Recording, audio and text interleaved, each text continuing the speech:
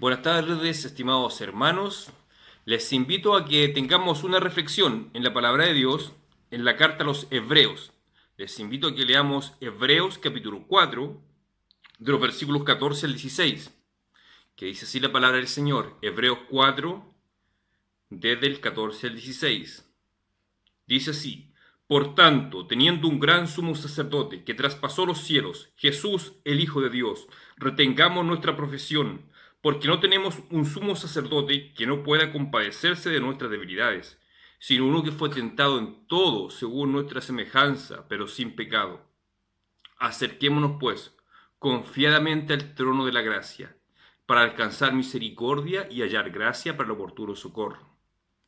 Hermanos, ustedes saben, en los tiempos del Antiguo Testamento, cuando existía el templo judío en Jerusalén, existían los sacerdotes que estaban a la entrada del templo y existía un sacerdote principal llamado el sumo sacerdote, que una vez al año entraba al lugar santísimo, es decir, al lugar principal del templo, a hacer expiación por los pecados propios de él y por el resto del pueblo de Israel. Pero acá el texto que leímos nos dice que tenemos nosotros, los hijos de Dios, un sumo sacerdote. Está hablando del Señor Jesucristo. El Señor Jesucristo es nuestro sumo sacerdote en el sentido que Él, cuando fue crucificado, tomó nuestros pecados y hizo expiación por nuestros pecados. Un sacrificio de una vez y para siempre. Él limpió, borró nuestros pecados, nos libró del poder del pecado. Por eso es que dice que Cristo es nuestro sumo sacerdote. ¿Y qué es lo interesante que nos dice este texto? Dice que no tenemos un sumo sacerdote que no pueda compadecerse de nuestras necesidades.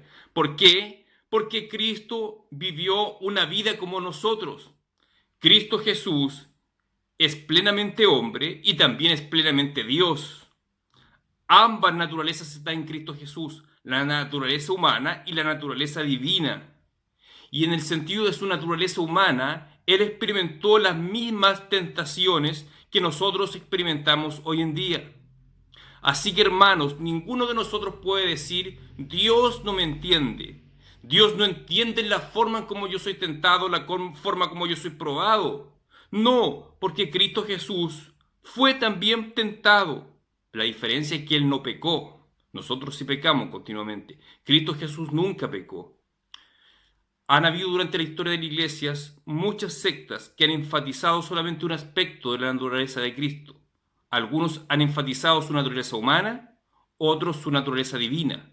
Pero la verdad bíblica nos enseña que ambas naturalezas, tanto la humana como la divina, son indivisibles en la persona de Cristo Jesús.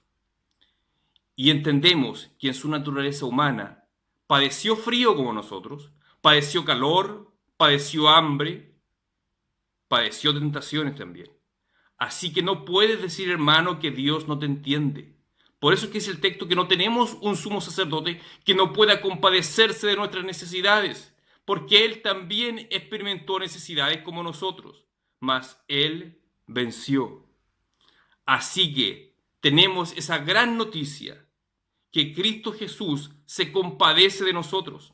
Él conoce el dolor del corazón humano.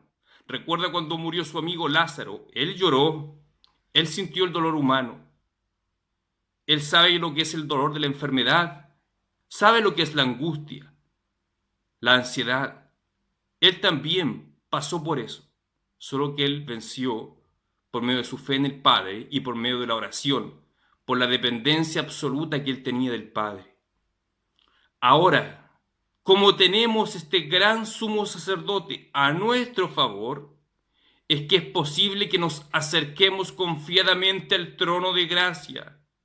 Dice el versículo 16: acerquémonos pues confiadamente al trono de gracia para alcanzar misericordia y hallar gracia para el oportuno socorro. Es decir, hermanos, tú tienes toda la libertad de ir ahora mismo a las plantas de Cristo, a postrarte ante el trono de gracia, con plena certidumbre de fe.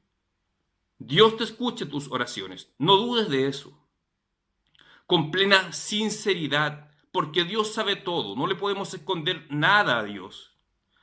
Nos dice el apóstol Juan que si confesamos a Él nuestros pecados, Él es fiel y justo para perdonar nuestros pecados y limpiarnos de toda maldad. Si hay algún pecado que tú a nadie se lo quieres confesar porque te avergüenzas, anda confiadamente ante el trono de gracia y confiésaselo a Dios. Pídele de tu gracia para que te ayude a vencer ese pecado. No sacas nada con esconderle las cosas a Dios. Él lo conoce todo. No vayas con vergüenza, no vayas con temor ni con incredulidad ante el trono de Dios.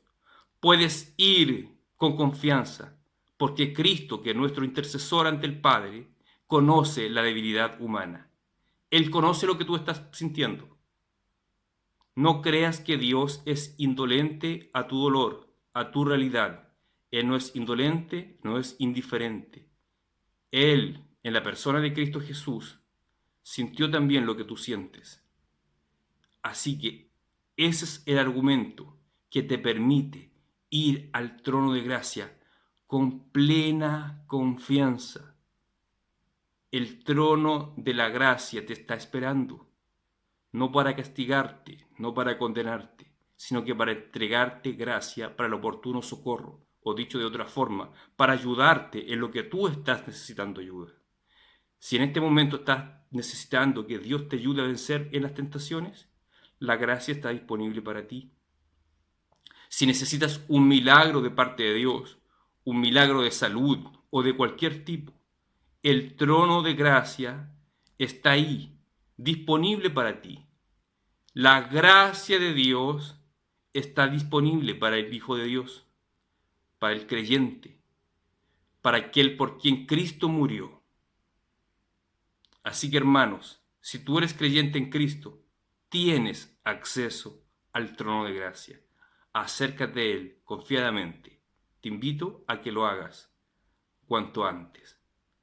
Sin duda, Dios nos está llamando a un lugar de comunión con Él. No desperdiciemos esta ocasión.